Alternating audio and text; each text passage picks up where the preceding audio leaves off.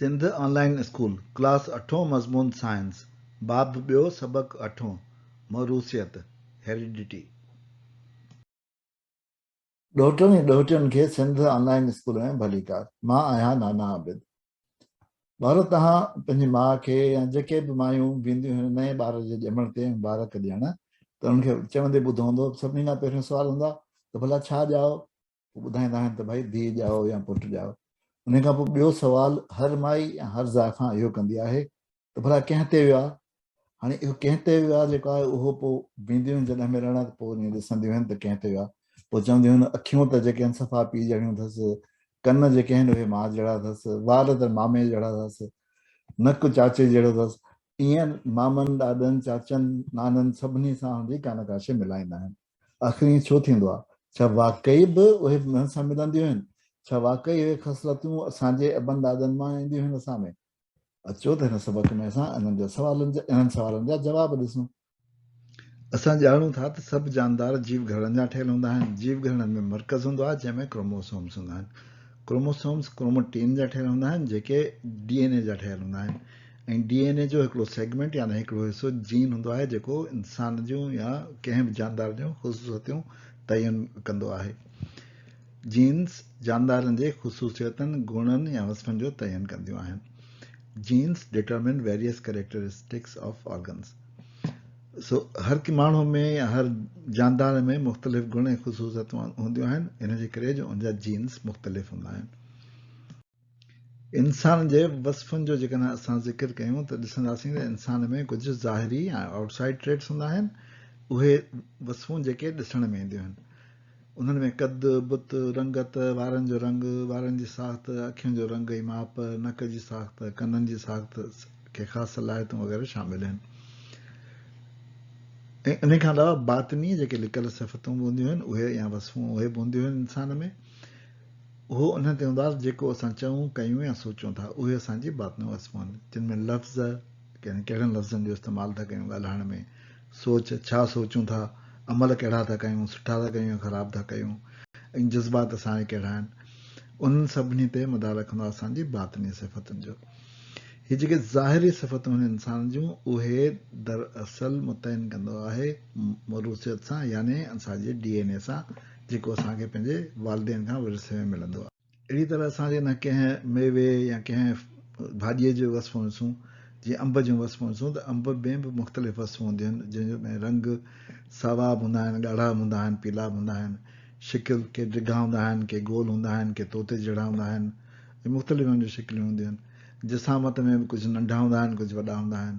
ख़ुशबू हर कंहिंजी मुख़्तलिफ़ हूंदी आहे। ज़ाइक़े में बि अंब सभु मुख़्तलिफ़ हूंदा आहिनि।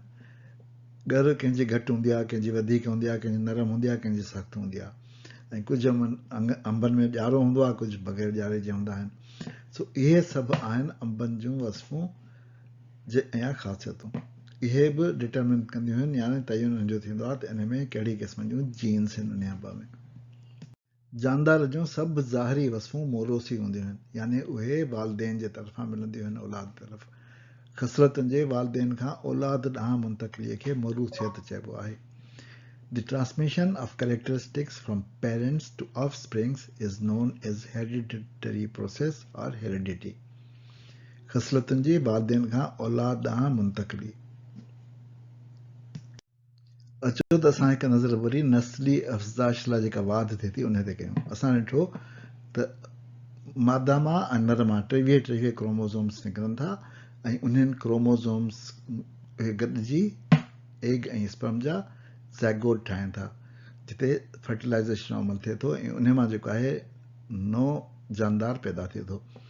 असां ॾिठो त 23 क्रोमोज़ोम्स मादा मां था अचनि, 23 क्रोमोज़ोम्स नर मां था अचनि। क्रोमोज़ोम्स छा आहिनि? असांखे ख़बर आहे त क्रोमोज़ोम्स जेके आहिनि उहे DNA जा ठहियल हूंदा आहिनि। DNA में जीन हूंदी आहे। 23 हिन मां आया, 23 हिन मां आया, छाहेतालीह इहे पूरा थिया, ऐं ज़ैगोट में असांजो जेको नई ज़िंदगी जी शुरूआति थिए थी, छो त असां में क्रोमोज़ोम जो 46 जो तइदादु पूरो थिए थो। पर उन में ॿिन्ही मां क्रोमोज़ोम्स अचनि था वालिदेन मां। इन जो मतिलबु त जेको हिन में क्रोमोज़ोम्स आया उन में ॿिन्ही जो DNA बि आयो। हीअं चई सघिजे थो त जेकॾहिं सम्झो त हीअ वालिदा मां या मादा मां आया, हीअ अखियुनि जे रंग जो जीन हुई ऐं हीअ वारनि जे रंग जी जीन हुई। अखियुनि जे रंग जी जीन जेका आहे उहा असांजी नासी रंग जूं अखियूं, भूरियूं अखियूं जंहिंखे चवंदा आहियूं, ऐं वार बि असांजा भूरा हुआ। पर मर्द मां जेका जीन आई उन में अखियुनि जो रंग कारो हो ऐं वारनि जो रंग बि कारो हो। त असांजो जेको हीउ नओं ऑर्गेनिज़म ठहंदो उन में हिननि मां कंहिं बि क़िस्म जी कम्बिनेशन थी सघे थो त बिल्कुलु ईअं हुजे, थी सघे थो त बिल्कुलु ईअं हुजे, पर थी सघे थो त अखियूं ईअं हुजनि ऐं वार ईअं हुजनि, इहो बि थी सघे थो त वार ईअं हुजनि ऐं अखियूं ईअं हुजनि। पर ज़ाइगोट में उन्हनि सभिनी जो हिकिड़ो इम्तिज़ाज थिए थो ॿिन्ही क़िस्म जे वसफ़नि जो, यानी ॿिन्ही वालदेन मां जेके वसफ़ मिलनि थियूं उहे हुन नए जानदार में अची थियूं वञनि। हाणे असां छा ॾिठो त नए पैदा थियल जानदार में कुझु जीन्स नरम आहे ऐं कुझु मादे मां अचनि था, ऐं ज़ाइगोट में मोरूसियत वारी मालूमात यानी जेनेटिक इंफॉर्मेशन मुकमल थी वञे थी। बचे जूं विरासती ख़सलतूं यानी जेनेटिक कैरेक्टरिस्टिक ॿिन्ही माइटनि घणनि मां हासिलु थियनि थियूं। इहा आहे मोरूसियत जिनियाती ख़ुसूसियतुनि जो माइटनि मां बचनि में नकुल थियणु आहे। Heredity is genetic heritage passed down by our biological parents. अचो त हिनखे वधीक वज़ाहत करण लाइ असां हिकिड़ो मिसाल ॾिसूं। सम्झो त आउं आहियां, मुंहिंजी अमड़ आहे, मुंहिंजो बाबा साईं आहे।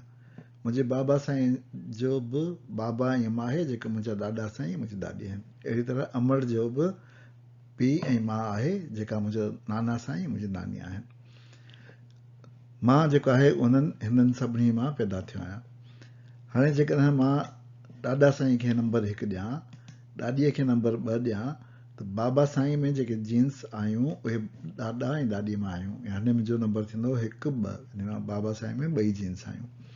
अहिड़ी तरह जेकॾहिं नाना साईं 3 नंबर हुजे ऐं नानी 4 नंबर हुजे त अमड़ में जेके जीन्स आहियूं उहे 3 ऐं 4 2 जीन्स हुयूं। हाणे मूं में छा जूं जीन्स ईंदियूं, मूं में हीअ बि ईंदियूं ऐं हीअ बि ईंदियूं, यानी मूं में जीन ईंदियूं 1 2 3 4। मूं में इहे सभु जीन्स आहियूं, यानी मूं में ॾाॾा ॾाॾी नाना नानी सभिनी जूं जीन्स जेके आहिनि उहे अची वियूं। इहा आहे मोरूसियत। हाणे असां साॻी शइ खे क्रोमोसोम्स जे हवाले सां ॾिसंदासीं। जेकॾहिं हीअ ॾाॾीअ जा क्रोमोसोम्स हुआ, हीअ ॾाॾा जा क्रोमोसोम्स हुआ, त बाबा में हिननि ॿिन्ही मां ही 2 क्रोमोसोम्स आया हूंदा, छो त तव्हांखे ख़बर आहे त मियोसिस 1 में क्रॉसिंग ओवर थी वई आहे। सो क्रॉसिंग ओवर थी हिन क़िस्म जा जेको आहे उहो असांजे बाबा में 2 जेनेटिक क्रोमोसोम्स आया। अहिड़ी तरह जेकॾहिं असांजे नाने ऐं नानीअ में हिन क़िस्म जा क्रोमोसोम्स आहे त अमड़ में ही 2 क़िस्म जा क्रोमोसोम्स पैदा थिया हूंदा, छो त क्रॉसिंग ओवर उते बि थी हूंदी, हिते असांजी क्रॉसिंग ओवर थी थिए जीन्स जी क्रोमोसोम्स में। त हाणे मूं में कहिड़ा ईंदा, मूं में जेको आहे या बाबा मां हिकिड़ो ई को अची सघे थो, या हीअं अचे थो या हीअं अची सघे थो, अमड़ मां बि को हिकिड़ो ईंदो, या हीअं अचे थो या हीअं अचे थो। सो सम्झो त बाबा मां वटि हीअ आयो ऐं अमड़ मां वटि हीअ आयो, हीअ बाबा मां आयो ऐं हीअ असां मूं वटि अमड़ मां आयो। त मूं में इहे ख़ुसूसियतूं बाबा ऐं अम्मा जूं आहियूं, पर थी सघे थो त मूं वटि हीअ अचे हा, या थी सघे थो त अमड़ मां मूं वटि हीअ अचे हा। सो अहिड़ी तरह मूं वटि 4 मुख़्तलिफ़ क़िस्मनि जूं ख़ुसूसियतूं अची सघनि पियूं, पर आहियूं जेके उहे आहियूं। सो असां जेकॾहिं ॾिसूं साॻियूं ख़ुसूसियतूं जेकॾहिं भाउरनि ऐं भेनरुनि में, हीअ भाउ भेण आहिनि त उन्हनि में जेके ख़ुसूसियतूं अचनि थियूं त असां ॾिसी सघूं था त उन में कुझु ख़ुसूसियतूं त हिकु जहिड़ियूं आहिनि, पर कुझु अलॻि अलॻि आहिनि। सो जंहिं जाइ ते हिकु जहिड़ियूं आहिनि उते मूं ते निशान लॻाया आहिनि, ऐं जंहिं जाइ ते हिकु जहिड़ियूं न आहिनि उते को निशान कोन्हे। सो इन जे करे भाउरनि भेनरुनि में कुझु ॻाल्हियूं मुशाबे हूंदियूं आहिनि ऐं कुझु अलॻि अलॻि हूंदियूं आहिनि। ऐं जेकॾहिं असां सोटनि मासातनि मारोटनि ऐं फुफाटनि में ॾिसूं त उन में जेके ॻाल्हियूं हिकु जहिड़ियूं आहिनि उहे घटि हूंदियूं आहिनि, छो त उन में असांजी हिकिड़ी ॿी पीढ़ी वधी वेंदी आहे। सो अहिड़ी तरह जीन्स नाना नानी ॾाॾा ॾाॾी ऐं उन खां बि परॾाॾा परॾाॾी परनानो परनानी, अञा उन खां पहिरीं ताईं खां ट्रांसफर थियणु शुरू थियनि थियूं, ट्रांसमिट थियणु शुरू थियनि थियूं, पर जीअं जीअं पीढ़ी वधंदी वेंदी तीअं उन्हनि में हिकु जहिड़ाई घटि थींदी वेंदी। जानदारनि जी ख़ुसूसियतुनि जो वालदेन मां औलाद तरफ़ पहुचणु हिकु तमामु अहम ॻाल्हि आहे, उहा दिलचस्प आहे पंहिंजी जाइ ते, पर उन खां अलावा उहो सभिनी जानदार जे हयातीअ जे ख़ुसूसियतुनि खे मुरतब करे थी, या उन जे करे इन जी अभ्यास करणु तमामु ज़रूरी आहे। साइंस जी उहा शाख जेका मोरूसियत ऐं मोरूसी ख़ुसूसियतुनि जे वालदेन मां औलाद तरफ़ पहुचण जे कारण उसूलनि ऐं तरीक़नि जो अभ्यास करे उन खे असां जेनेटिक्स चवंदा आहियूं. इहा जेनेटिक्स जी साइंस आहे.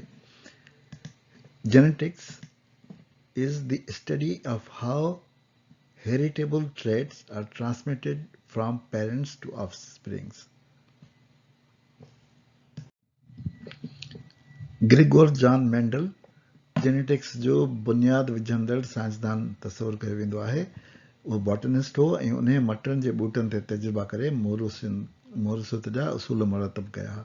उन्हनि ॾिठो त मटर जे ॿूटनि खे जॾहिं पाण में क्रॉस ब्रीड थो थिए त उन जे शिकिल ते, उन जे पननि ते, उन जे गुलनि ते ऐं मटरनि ते जेके उन पैदा थियनि था कहिड़ा कहिड़ा असर थियनि था ऐं उन्हनि जे तजुर्बनि ते उन्हनि उसूल मुरतब कया.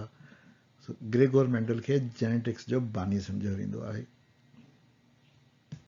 अचो त हाणे वेंदे वेंदे असां इंसाननि जूं कुझु मोरूसी ख़ुसूसियतूं ॾिसूं. जीअं कननि जी पापड़ी जो अंदाज़, या कुझु माण्हू पंहिंजी ज़ुबान खे गोल करे सघंदा आहिनि पर कुझु न करे सघंदा आहिनि. डिम्पल्स यानी असांजे गलनि में जेके खॾा पवंदा आहिनि उहे. लिखणु या कमु करणु सॼे हथ सां थो थिए या खॿे हथ सां थो थिए, यानी साॼड़ आहे या खाॿड़ आहे, उहो बि मोरूसी ख़ुसूसियत आहे. फ्रिकल्स यानी मुंहं ते जेके दाग हूंदा आहिनि उहे बि मोरूसी हूंदा आहिनि. वार जेके गुंडीदार आहिनि या सिधा आहिनि उहो बि मोरूसियत आहे. असांखे कंहिं कंहिं शइ खां एलर्जी आहे, उहा बि मोरूसियत आहे. असां पंहिंजो आङूठो ॿिए आङूठे जे मथां रखी सघूं था या न, इहो बि मोरूसियत आहे. ऐं असां सभु रंग सुञाणे सघूं था या न, उहो बि मोरूसियत आहे. छो त कुझु माण्हू ॻाढ़ो ऐं साओ रंग कोन ॾिसी सघंदा आहिनि. अहिड़ी तरह असांजे खाधीअ जो अंदाज़ जेको आहे त खाधीअ में खॾो आहे या न, उहो बि हिकिड़ो मोरूसियत आहे. वारो अञा ते असां पंहिंजे अॼोके सबक़ जी पुॼाणी था कयूं. नाना आबिद खे इजाज़त ॾियो, वरी ॿिए सबक़ में मिलंदासीं. ख़ुदा हाफ़िज़.